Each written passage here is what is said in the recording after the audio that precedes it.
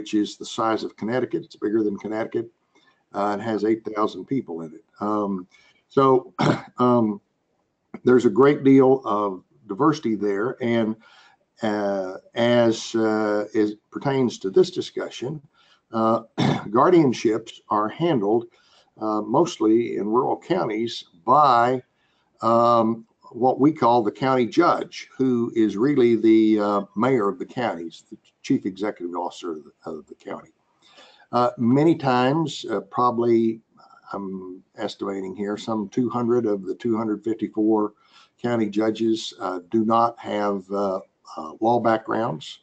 They're usually managers or business people. And in those rural counties, guardianships come before them. In the urban counties, of course, they come usually to the probate county or district judges who handle them as they were out of the counties. Second thing is, I think like most states, we do not have much way of gathering statistics on our caseloads and how they're handled. And it's getting better. We have electronic filing now and electronic monitoring of the courts. So we have a better idea of what's pending out there, but still not a very good idea.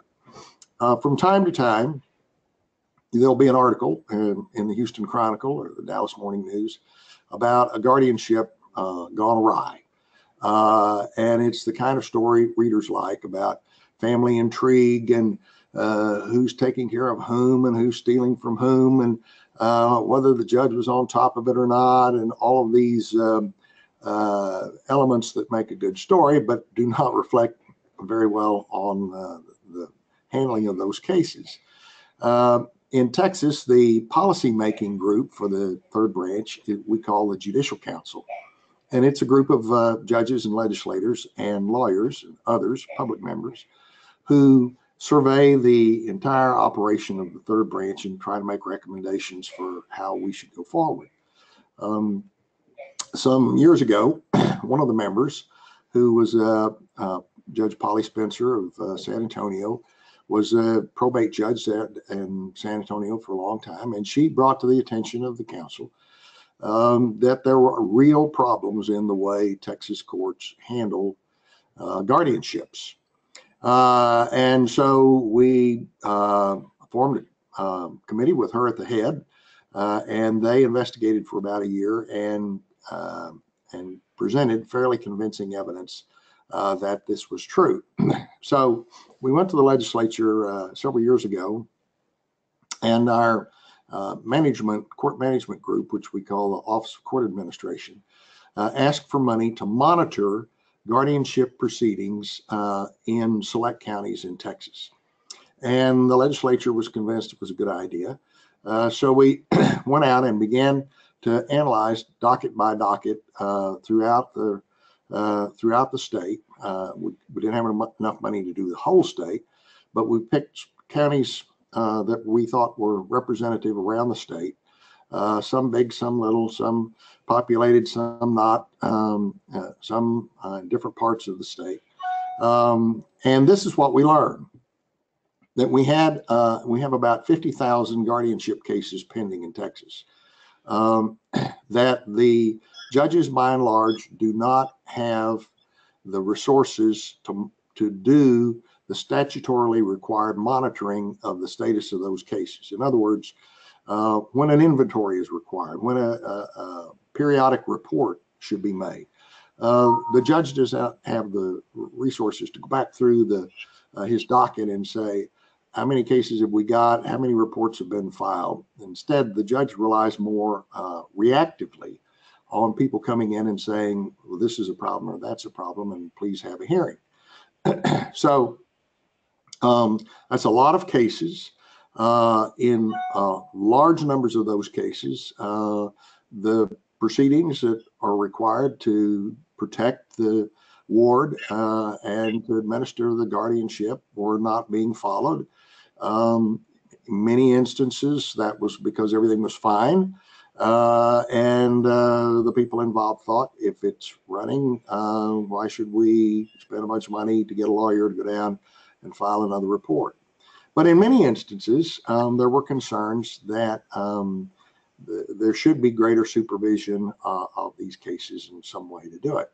And so, as a result of that study and the work of the Committee of the Judicial Council, we decided to approach the legislature with these concerns, to see about more money for monitoring, and to also look into changes in the law of guardianship that would be more appropriate for the kinds of cases we were seeing, and what lawyers and judges were telling us was going on out there.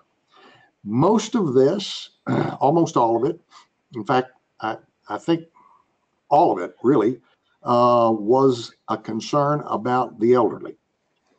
The concern was that the elderly were being taken advantage of and are not protected the way they should be. That's what many of the stories were about that you read in the public media. And so we should take steps to address those kinds of concerns. It was not about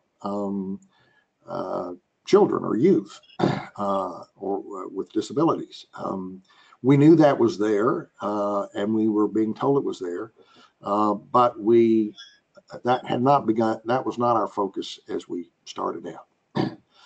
Eventually, we became convinced that really the way to go was this supported decision-making process, that as an alternative to guardianship. And the idea was to explain, we have powers of attorney. That's a pretty hands-off sort of thing. You give it to somebody and they become you, more or less. Then we have guardianships, which are more conservatorships, which there's maybe a lot of loss of liberty. And maybe there should be something in the middle that would help the person make the decisions and establish a degree of independency without the pressure of failure, without the pressure of I'm too weak, I can't do this, I need help. It shouldn't be all or none. Turns out this was a pretty easy sell. We went to the 2015 legislature. We made sure that our bills in both the House and the Senate had bipartisan sponsorship. The Texas legislature is heavily Republican, but the principal sponsors of some of the legislation were Democrats, because we wanted to make sure this was perceived as a bipartisan effort and not something on one side or the other. And we were very successful in that regard. And the supported decision-making bill passed both chambers unanimously. With that success, we then began educational effort to tell our judges, this is out here now, this is something you should consider. In fact, it's something actually you have to consider. So when people are coming in and saying, we need these very restrictive guardianships, you should ask why, and why isn't something more like supported decision-making what would really be best in these circumstances. And we have ways of doing that. We have a very active judicial education group, and the judges all meet together a couple of times a year to talk about things like this. So it was easy to present. Lots of buy-in by the judges, particularly by the judges in the urban counties who handle a lot of these. And we could show the judges in the rural counties who, as I said, many of them aren't even lawyers, that this is not hard, that it's good, that it can have a lot of benefit for the people in your area. In 2017, we went back to the legislature last time to tweak the bill a little bit. we added a provision making the supported decision makers fiduciaries because we thought that was important to make sure they were actually taking their role seriously. And we added a provision that said if conflicts arise because of changes in circumstances, the judge should consider whether to relieve one group of supporters or the people and change some or all of them with others who were in a better position to help the decision maker. So we're very pleased by the way it's turned out. The Judicial Council has continued to study it. We continue to monitor guardianship proceedings in counties. We hope eventually to have every county online in this area so that we'll know more about what the cases are out there. And I asked the Office of Court Administration to tell me what statistics we have on changes that have happened. Since fiscal 2011, all guardianships have dropped rather precipitously. Minor guardianships have dropped 58%, and adult guardianships not nearly that much, but still a 6% decline is pretty hefty. And just since the SDM statute took effect, guardianships both for minors and adults have continued to decline generally. A little uptick last year in the adult guardianship in both of them. But basically, we feel like that this is a good trend and is helping to show that the SDM process is viable. It may be in many respects better than the guardianship process for a lot of people for the reasons just so eloquently stated in the video. We are doing all we can to advance it. That's just a wonderful story, and we should only be so lucky in all of the rest of our states. I'm wondering whether you have heard and there's any information as to whether people have been having problems with the supported decision-making agreements, or whether people feel that using the supported decision-making agreement is less protective than guardianship, or whether there have been any scandals since then. I know I've talked to the folks at the University of Texas at Austin Clinic that are doing a lot of outreach about this, and they think that it's going incredibly well, but I'm wondering what you're hearing. We've not heard any scandals, and as I say, again, these are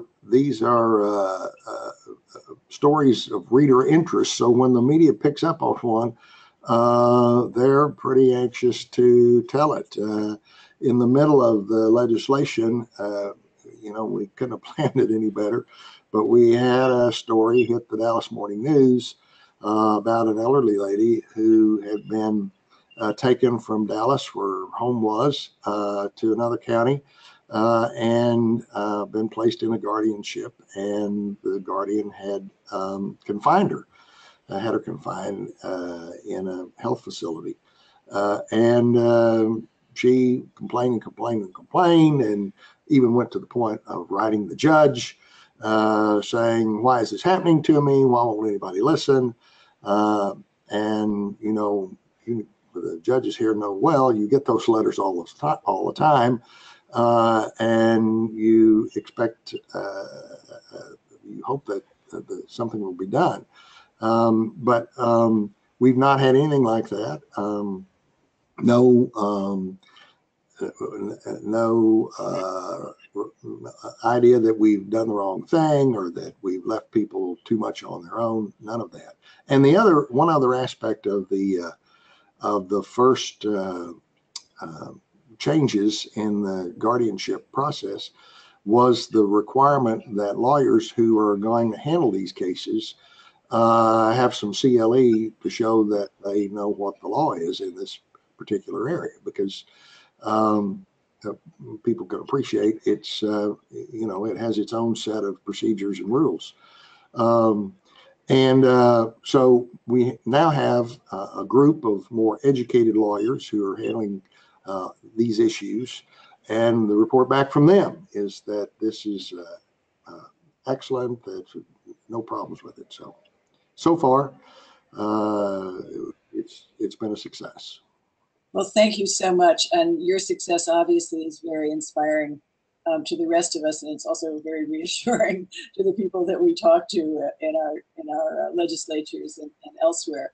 So I was interested in your noting the problem with the lack of sort of collected information. It's something I think that in many states we share. We don't know too much about who's under guardianship or why or how they're doing. And I know that that's a problem that existed in Nevada as well. And our next speaker, Judge Francis Doherty, who kind of took on the whole system, began or nearly began, I think, with those issues. So perhaps, Judge Doherty, you could tell us about what you did in Nevada, how that's moving along, and why you think that supported decision-making is a really important alternative to guardianship.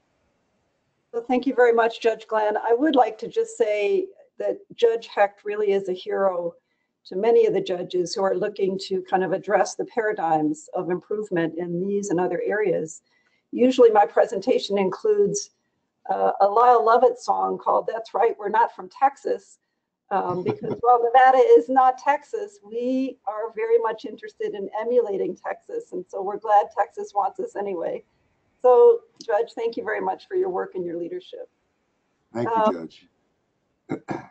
So I am from Washoe County, Nevada, and Washoe County is the northern part of Nevada, close to Lake Tahoe, Reno. And I'm not sure my page isn't working.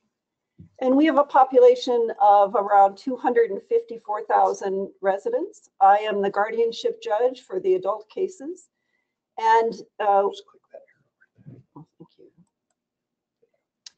In 2012, I was given the assignment to kind of organize our guardianship cases and do some bringing of the cases up to date. And I thought that would be not too difficult of a task in addition to my regular custody and divorce work. While it was slightly more difficult than I had anticipated, it was such an engaging and such a compelling area to work in. Our first course of business was to try to figure out what cases we had and determine our efficiencies in terms of time to disposition and time to first hearing and number of ex partes we were issuing. And in the beginning, it was just the staff, the IT staff, the court staff, and me going through case by case the status of each matter. We started with around 1,300 cases, and in 5 years, we've kind of balanced out the caseload to around 962. But when we decided to track our efficiencies, we also decided to track our demographic information. We knew at the very beginning, we wanted to know who we were serving, both in terms of guardians and in terms of protected persons. And so we started including demographic information that would be input every time a case came before the court. And it included the age of the protected person, where that protected person was living, with whom that protected person was living, and the type of guardian that person worked with. And it was slow going to get that demographic information entered. It actually took a number of years. And in the beginning, we weren't too alarmed by much of the demographic information. It seemed kind of within our realm of expectations. But as the years went on and we achieved 100% data entry, we were pretty shocked at what we found, because what we found was that our young adults between the ages of 18 and 29 were entering the guardianship system largely at the same rate as our older adults between the ages of 60 years and 100. So that space of 40 years for the elderly population, sometimes needing a guardianship, was condensed, but at the same number for our very young adults. And that made us a little bit concerned, because while on the later stages of life, we are serving those who need our assistance very respectfully and with dignity, and assisting them in transitioning through their phases of existence towards the end of their lives, we were worried that we were bringing so many young people into our guardianship system that we would potentially oversee for decades upon decades. And we were not convinced that that was the healthiest, most kind of pro-social way to interact with so many young adults. And so our data, which I'll share with you now, started to suggest, as you can see, 12.3% of persons below the age of 21 are entering our system. And in 22.2%, if we expand that up to 29, the age of 29, that's around 35%.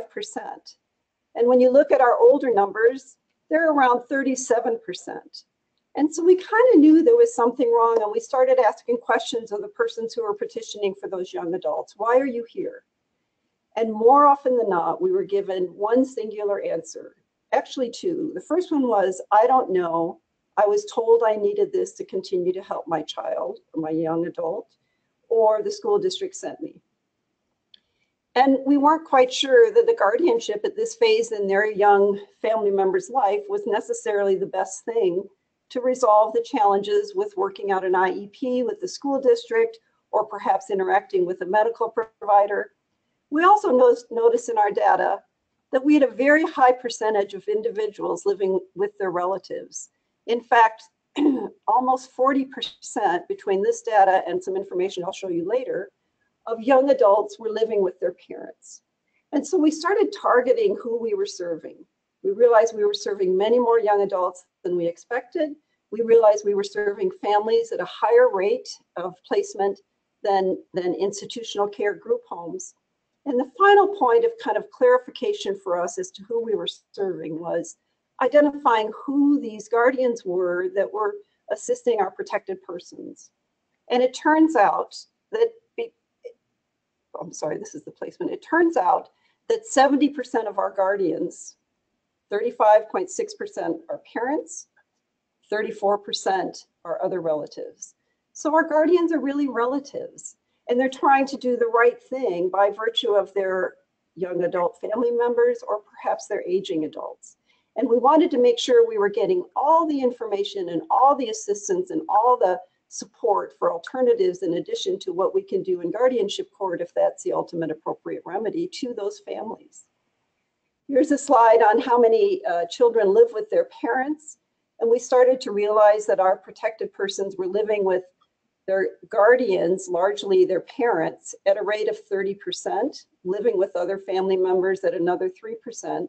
And so things were starting to shake out, and for us in Washoe County as to who we served. And then at the same time, the state of Nevada, much like Judge Hecht, was looking at the efficiencies and appropriateness and best practices of how we conducted business statewide in guardianship court. And an initiative that lasted 22 months, led by our then Chief Justice James Hardesty, gathered every stakeholder in the state that had any significant interest in guardianship and improving guardianship practice. And he did an amazing job, as did all the stakeholders, and we were able to issue a final report in September of 2016. And that's resulted in substantial changes and improvements in our statute, including an improvement in the definition of what disability is, and kind of ferreting out those that were too broadly included in our original definition. And so during our commission, we actually had a presentation from Texas on their supported decision-making. And it really blew our minds, not because we necessarily immediately embraced it, but because it was such a kind of out-of-the-box thinking by such a terrifically large territory in an effort to resolve their challenges in that state, just as we were trying to do in Nevada. And the commission wasn't ready to vote for the adoption of supported decision-making, but they did vote to allow our district in the north to pursue a grant to have kind of a Nevada conversation about supported decision-making, whether it's something of interest to families and other entities in the state, whether we should pursue it.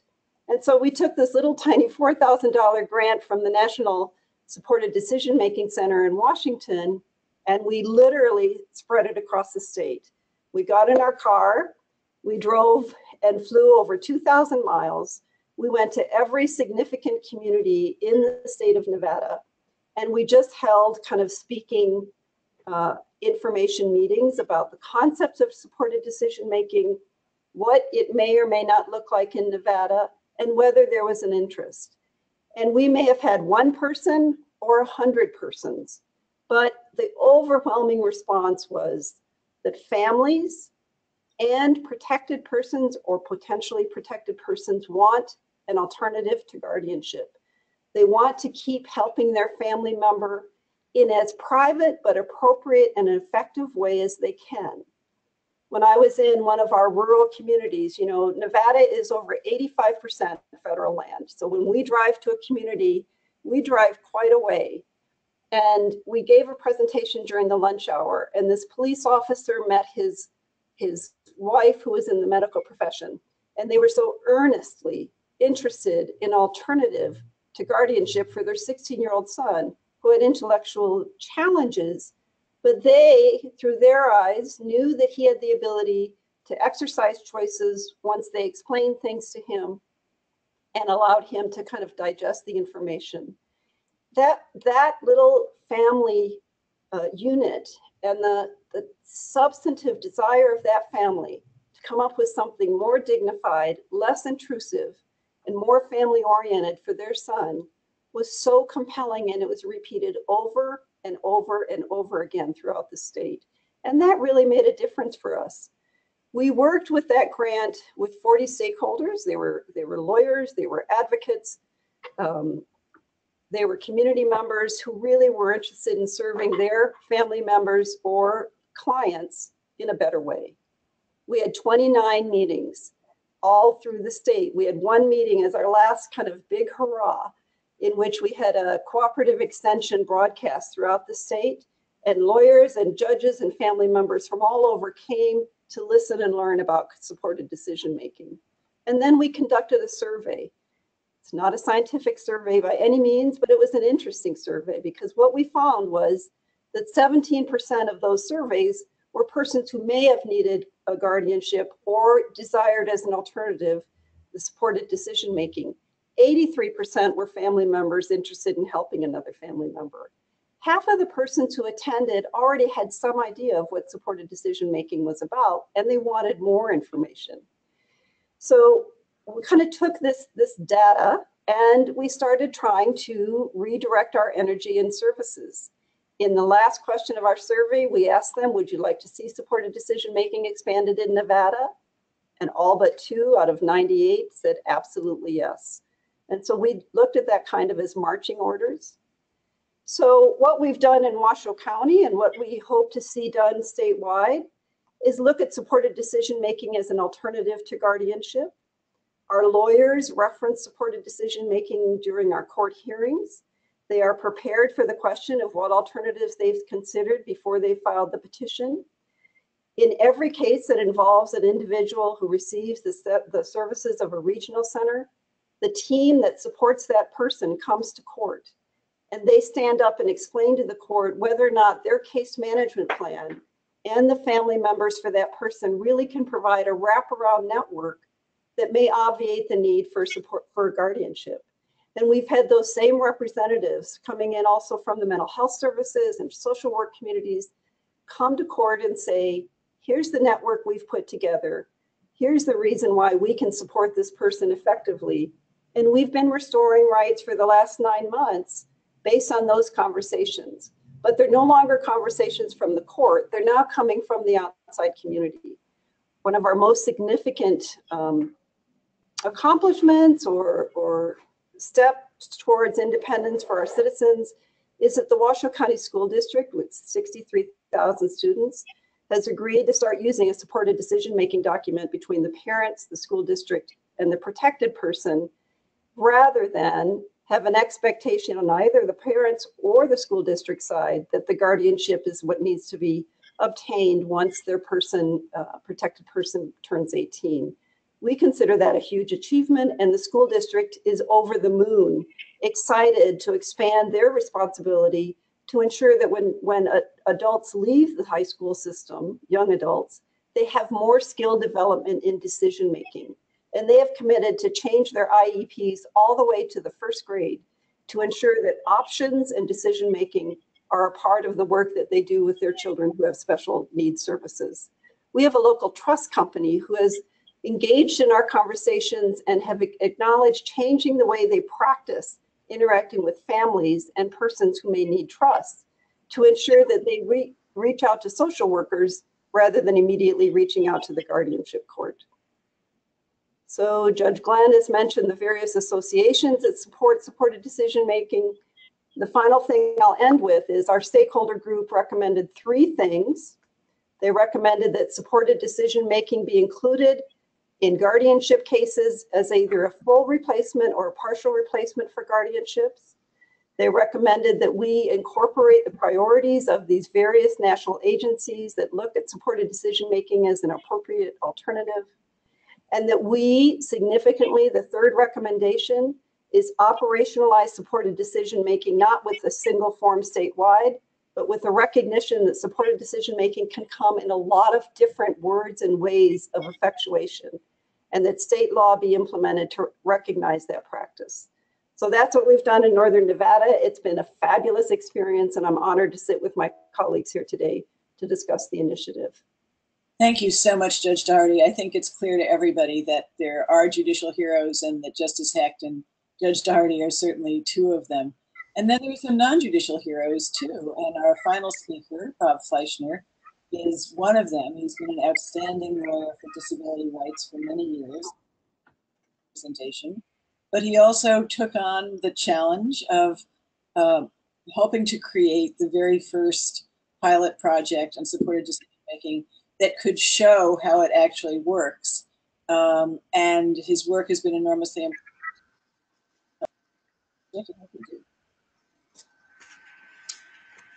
Okay, thank you. I hope you can see the slides. Chris, are they being shown?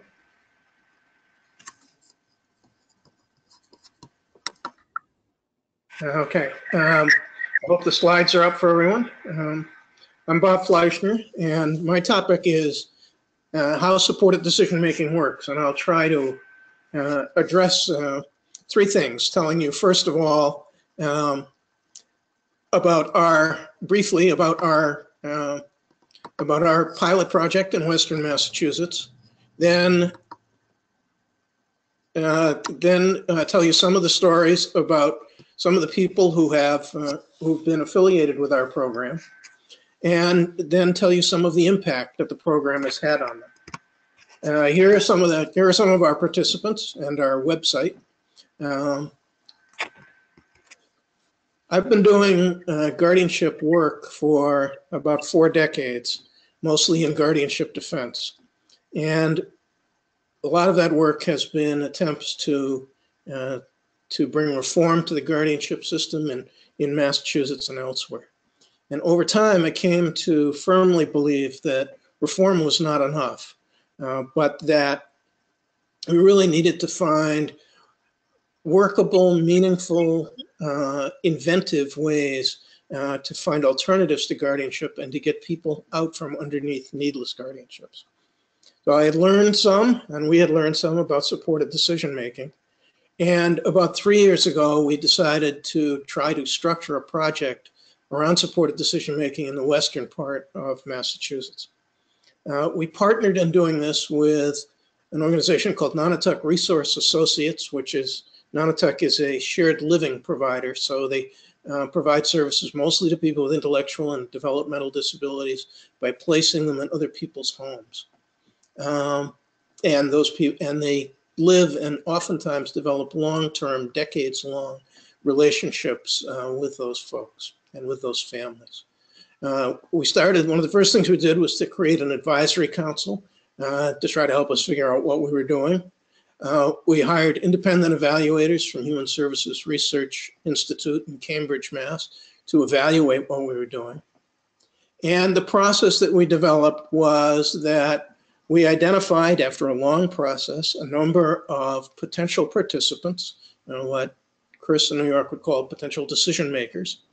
And we met with them at length, and then with them and their families and their friends and people who they turned to for help. And eventually, after time and after much discussion and thought, the individuals entered into supported decision-making agreements, selecting on their own people, their own choices, supporters in various areas, usually health, relationships, finances, employment, legal matters, and living arrangements. We provide the legal representation as that's necessary, and the non-attack care managers provide the support and monitor how the arrangement is working. So to tell you briefly, we will be expanding. We've got 5 new partnerships in Massachusetts, and we're working with the DD Council in Georgia to start a program there. We hope to address in our new project, our existing project is mostly in a rural part of Massachusetts. There is such a thing. And we hope to move across the state to break down some ethnic, cultural, and geographical barriers, to work more with elders and more with youth turning 18 because of the problems you've heard described by the other speakers. So as I said, people enter into a supported decision-making agreement. We made it up. We drafted a form. We worked with DD and ID professionals to try and make it a form that was both understandable to the person who was signing it and would be meaningful to third parties who were relying on it.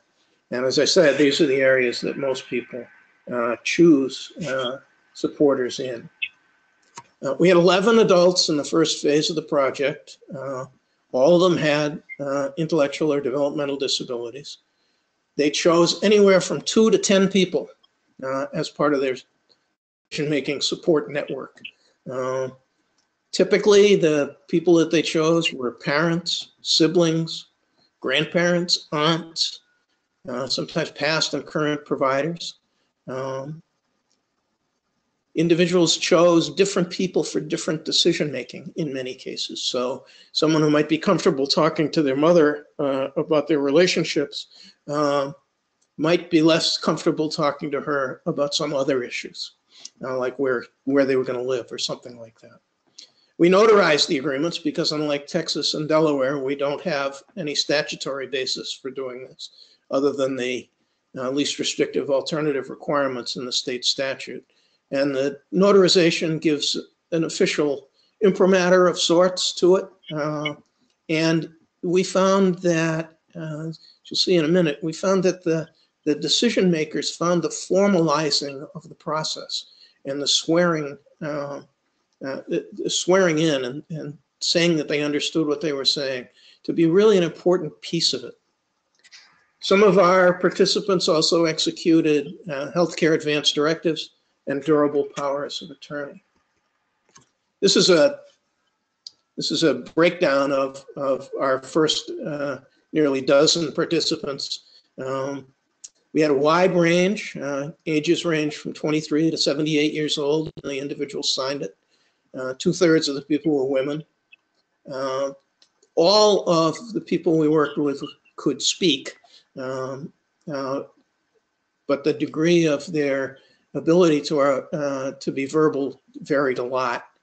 The range of intellectual disability varied some, and most of the people, over half of them, had co-occurring mental health disorders, and two or three of them were taking psychiatric medications. All of the people we worked with lived with caregivers, some with their parents. 2 of the individuals had lived for more than 30 years each in Massachusetts' outmoded developmental disability institutions. 2 had full guardianship. I'll tell you about one being discharged, and the other is in the process of being discharged from guardianship. One thing that Chris raised that I want to divert a little bit here and discuss briefly, because I think it's important. It's one of the questions that we get a lot when we present about this is, yeah, but who's watching the supporters? How do we know that people are not being ripped off or being coerced or being at the risk of abuse or neglect or exploitation by the supporters? Because after all, there's no court involvement in this process for people who don't have guardians to begin with. Our evaluation, the folks at HSRI, in the evaluation, which is admittedly limited to just the participants we have, found that the adopters the decision makers did not experience any abuse, neglect, or financial exploitation. And that all of them felt, as Chris pointed out, that by selecting people they can count on and having more than one supporter actually reduced the risk of abuse or neglect because people were watching each other. So here's Corey.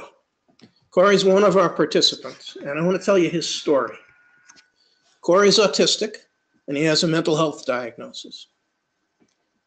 Like, as the judge found in Nevada, when he turned 18, his parents were told by his school department and by the DD service providers that they had to become his guardians so that they could continue to protect him and sign the important documents and attend the IEP meetings.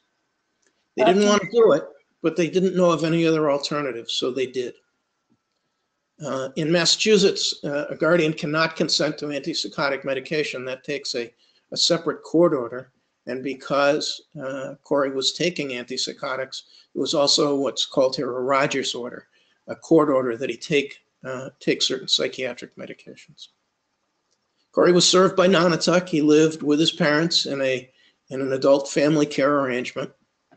And when Nonotuck approached Corey and his family and told them about supported decision-making, Corey's mother described it as the perfect storm, that this was exactly what they were looking for. Corey signed an agreement, he executed an advance directive for health care, a durable power of attorney, he named his supporters. Now, when Corey started this process, he was a very shy and even withdrawn young man. Here he is, signing a supported decision-making agreement in front of a notary at the clerk's office in his hometown, in the city clerk's office. Can you show us the slide, Bob? We're not getting the new slide. I'm sorry, Chris. We're still on the first slide. We haven't seen Corey or anything since then. Really? I think we need to. I should apologize. This is the first time we've ever used slides on a webinar, so we're just learning at your expense, your viewers. Does this come through now? Nope. No. Well, I'm sorry you can't see Corey. I'm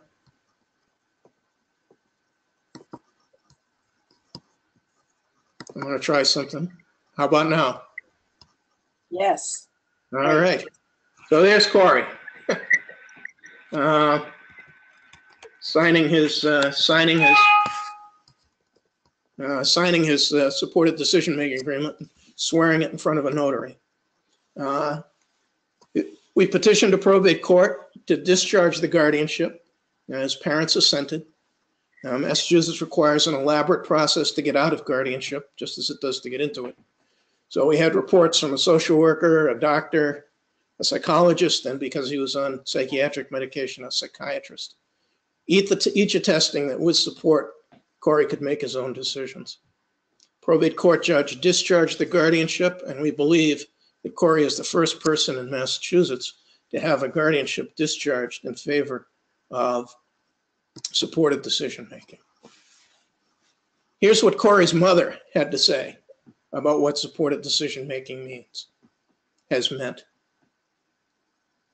She says that supported decision-making is forcing Corey to see himself as an adult. He seems to be enjoying making his own decisions, and he still feels that he needs to check in with us, or with me, prior to making an important decision. His mother described that she and her husband were learning to change their relationship to Corey, that they were learning to provide Corey with information about his choices, not making decisions for him or telling their opinions. She said supported decision-making has allowed our son to show his voice to the world and to become the adult that he wishes to be. Here's what Corey said about it. He said, ending guardianship was very special because I was on my own freedom for the first time. He described one of the important decisions that he'd made. He had learned that apartments were available for independent living. He talked with his parents and his sister, and they helped him make a decision, told him what it would be like. He'd have to do his own laundry and cooking. And he moved, made that decision on his own, and he moved. He took the risk. Turned out it didn't work out so well. There was a lot of drama with his roommate, and he moved back home. But he's decided again that he's going to try it again, and he's on the list for the next set of independent living apartments. He said, supported decision making is really important to me. This is my journey now. Here's some statements from other supported decision making supporters and decision makers in our project. One of the interesting things is that a number of people reported that once they were able to make their own decisions, they felt more open to helping other people. Our evaluators found that supported decision-making adopters or decision makers reported increase in pride and self-confidence, in happiness, in willingness to try new experiences, and in taking greater risks and taking more control of their health and mental health care. Here's some of the other people in our project. And this is Amanda, and hopefully I can show you a very short video about Amanda.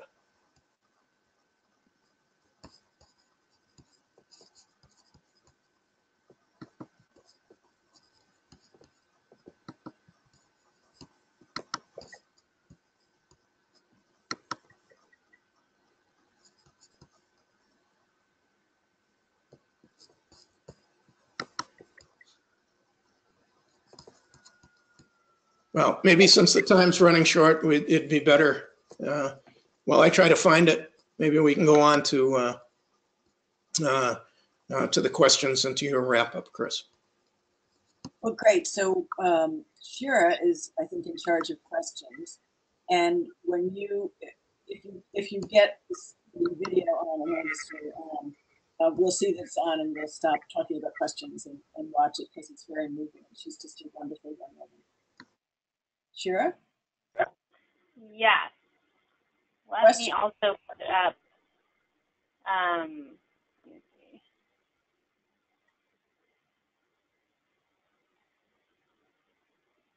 Paula, I have the resources page up, so if you want to share the screen, people can see that.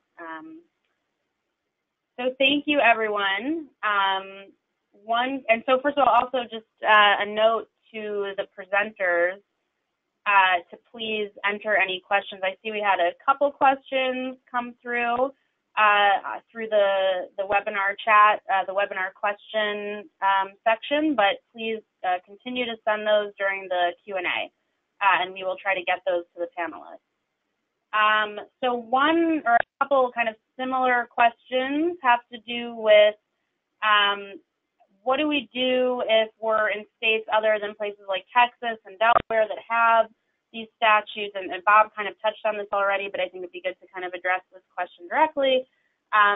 In those other states without, statutes to enforce supported decision-making, what authority do judges have to recognize agreements if they are put into place?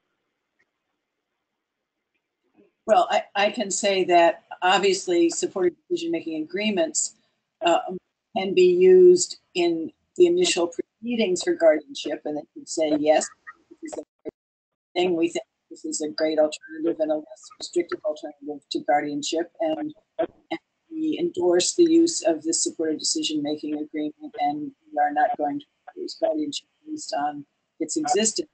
Or similarly, in a restoration proceeding, because the decision maker or the person with the intellectual disability has created this document with his or her chosen supporters and told me about it as a judge, explained how he now makes decisions with supports. I feel that guardianship is more restrictive and is necessary. So you'll see them in your courts, but they're not binding on third parties. I mean, Bob may be able to tell us that in the more rural communities where he has been working, that because everybody knows everybody, you know, the local doc may accept the supported decision-making agreement, or the banker may, whereas, you know, in the middle of Manhattan, for me, that's much less likely. So I think that's sort of a question about, and that's why I showed the Texas statute, because it really makes a difference for people, and it's mandatorily retired. But nonetheless, third parties can accept it, and part of the notary stamp or seal is to persuade them that it's really. Bob, have you had those issues in Massachusetts about third parties? Well, we've had no difficulty with the agreements being accepted. They've been accepted by, with one of our clients, by a banker when the individual wanted to change bank accounts, and another by a doctor when there was a serious but a complicated medical procedure that had to be done. So far, it's worked. It would be much better if we were like Texas and had the provisions in the statute protecting third parties. So I think that that's a really important provision. But so far it's worked very well. Can I just respond? When we terminate or restore rights and guardianship in Northern Nevada, we look at the best interest standard and whether by clear and convincing evidence in that individual's best interest to terminate the guardianship. And I think sometimes we put the horse before the cart in really looking at what we have to consider. We don't have to consider a document that doesn't exist. We have to consider the entire wraparound of factors and whether or not they're strong enough, they're solid enough, and they're likely, by clear and convincing evidence, to this person to continue to live independently, such that a guardianship is necessary. We shouldn't get too caught up on whether or not one state has or does not have a supported decision-making law. We are able to ask other individuals for help. We are able to reduce that request to writing. We are able to create groups of support. And if the judge finds by clear and convincing evidence that that's a compelling reason to terminate, there is a law that requires us not to terminate without any document. So I would just say quickly that supported decision-making, obviously, as the wonderful definition shows, can happen in many different ways, very informally. But one of the advantages, I think, to the statute and to the more formal process, and I think that this will resonate for judges, is that it really creates an opportunity for parents and others who might be supporting. And if the schools start to adopt it, as your school has, I know Texas has recently adopted legislation as well that builds support decision right into the transition process. That's going to cut down on the guardianship that we see, and that can only be a good thing. I agree. I just would be concerned that people think they have to wait for something to happen if in their judicial decision making they find the elements of safety and security and lack of guardianship put this by your standard of evidence. Neither the UCJ, CPA, or the ABA resolution require a support making agreement or a law. They look to the process of making, which may or may not be correct. Thank you. Oh, there's a lot of good questions coming in. I'm trying to. A common theme is kind of asking about the extensive education efforts that are required in making this happen to a lot of different parties. And obviously, judges are one of them, but also, like you said, families, individuals, legislators, possibly. What are people's recommendations? What are panelists' recommendations in terms of first steps and how to start that public education process to really start making a dent in how people view these issues and understand why, how supported decision making can really be used as an alternative. Well, Francis told us how they did it in Nevada, and Judge Heck told us how they did it in Pennsylvania. I can tell you that there are a number of organizations organizations, including particularly the protection and advocacy agencies in many states that are already working on the issue of supported decision-making and doing education about it. The feds have funded the National Resource Center on Supported Decision-Making, which has a website, and it's right on this resource page. And they have on that page a number of projects that are going on in the country. So there's lots and lots of educational materials out there. There are lots and lots of people in many states, whether it's begun by the judiciary or begun by the state bar, as it has been in some places, or by the protection and advocacy agencies, or by the DD councils. There are different loci that sort of start the ball rolling. But now, as opposed to like 5 or 6 years ago when we started doing this work, there are really a lot of resources, and those resources are on the ABA websites as well. So it varies from state to state, but there's pretty much somebody in every state who's already started to do it, and there are the materials available that they can use in order to make that possible. I would just say that one thing that judges can do, other than just decide cases, and this is happening in New York where we've done a pretty big educational campaign, is that a number of our probate judges or court surrogates are actually having information in their clerks' offices. And their clerks are knowledgeable, so they're telling potential petitioners. And then obviously there's the question of educating lawyers about this, and the ABA tool that is also available on this website is something that lawyers can use to learn about supported decision making and to educate their clients. So that's just some of the ways. And one of the most important, we've directed our training to judges, lawyers, families, and self-advocacy groups, and to the social service and state providers. I think being able to get in front of the state's guardianship judges is really important. And when we did that, I was a little frightened by it, a little bit, because I wasn't sure what kind of a reception we'd get. But we got a great reception. And we're now actually getting people who are calling us who said, I was just in front of Judge so-and-so on a guardianship, and he said, call you. So not sure if that's exactly what we were looking for, but that's very, very positive. So I think the reception from most of the judges in the state has been excellent. The hardest sell in many ways has been lawyers. Shira? Shira? For questions? Hello, I'm sorry, I think I was somehow muted.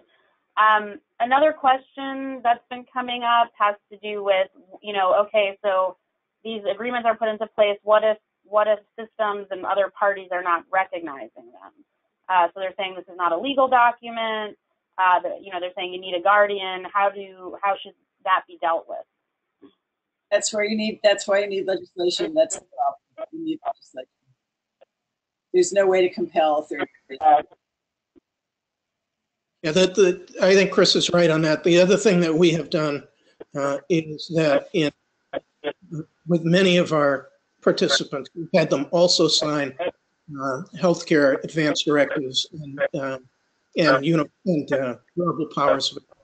So if the supported decision-making process is not accepted, it's another legal document that has a higher chance of being accepted.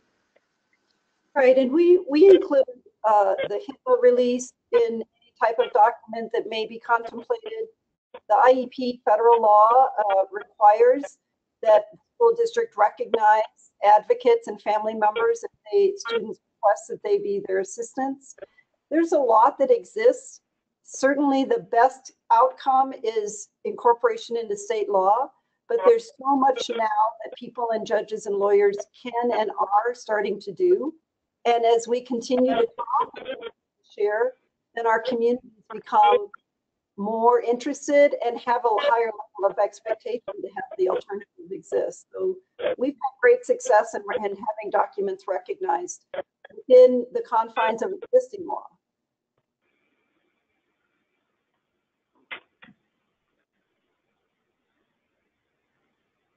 Great.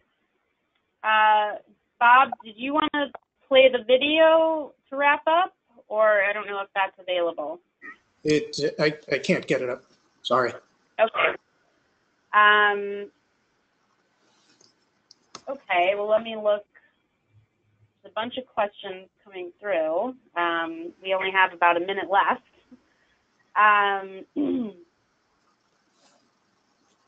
Well, we're looking. Oh, go ahead. I was just going to say, while you're looking, because we have so little time, I wanted to thank all of the panelists for the incredible work that they're doing around this, sharing their experiences with us today. And although she doesn't want us to thank Paula Shapiro from the section on civil rights and social justice, who has been invaluable in putting this together.